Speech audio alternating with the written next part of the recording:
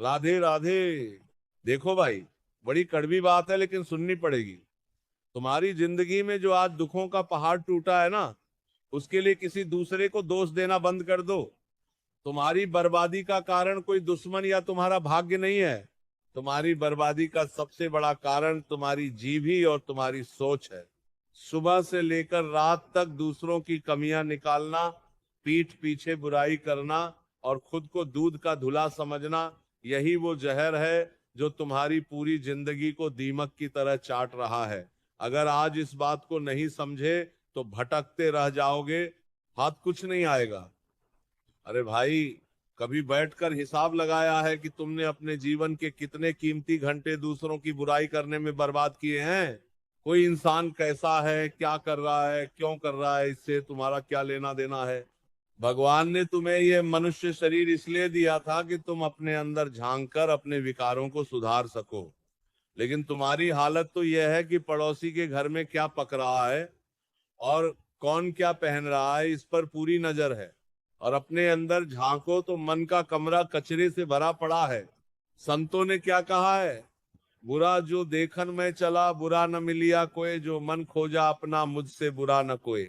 जब तक तुम दूसरों में गलतियां ढूंढते रहोगे, तब तक तुम्हारी अपनी तरक्की के रास्ते बंद रहेंगे।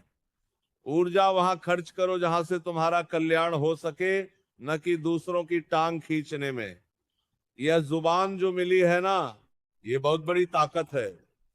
इससे किसी का जीवन संवर भी सकता है और किसी का बना बनाया घर उजड़ भी सकता है। तुम किसी को एक मीठा बोल नहीं बोल सकते, लेकिन कड़वी बातें सुनाने में सबसे आगे रहते हो। अरे, जो शब्द तुम्हारे मुंह से निकल गया वो वापस नहीं आ सकता।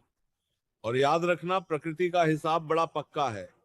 आज जो जहर तुम दूसरों के लिए बोल रहे हो, घूम फिरे कर वही जहर तुम्हारी अपनी जिंदगी में लौट कर आएगा। इसलिए अपने शब्दों को तौलना सीखो। अगर किसी की मदद नहीं कर सकते तो कम से कम किसी का दिल तो मत दुखाओ। जिस दिन तुम्हारी जुबान पर नियंत्रण आ गया, आधी परेशानियां तो उसी दिन खत्म हो जाएंगी। लोग भाग रहे हैं शांति की तलाश में। कोई गोवा भाग रहा है, कोई पहाड़ों पर जा रहा है, कोई नशा कर रहा है। अरे भाई, शांति बाहर थोड़ी है, शांति तो तुम्हारे भीतर बैठी है। जब तक मन में ईर्ष्या, द्वेष और अहंकार भरा रहेगा, तब तक दुनिया के किसी कोने में चले जाओ, चैन नहीं मिलने वाला।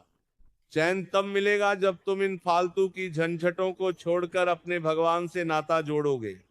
सुबह उठकर कम से कम आधा घंटा अपने इष्ट का नाम लो, सत्संग सुनो और अपने कर्मों पर ध्यान दो। समय बहुत कम है और सांसों की गिनती रोज कम हो रही है। इस नासमझ जिंदगी को सुधारने का वक्त अभी भी है। आज से यह कसम खा लो कि ना किसी की बुराई करोगे और ना ही अपनी फालतू ऊर्जा बेकार के कामों में लगाओगे। अपने जीवन को भगवान के चरणों में समर्पित करो। सबका कल्याण हो, सबका मंगल हो। राधे राधे।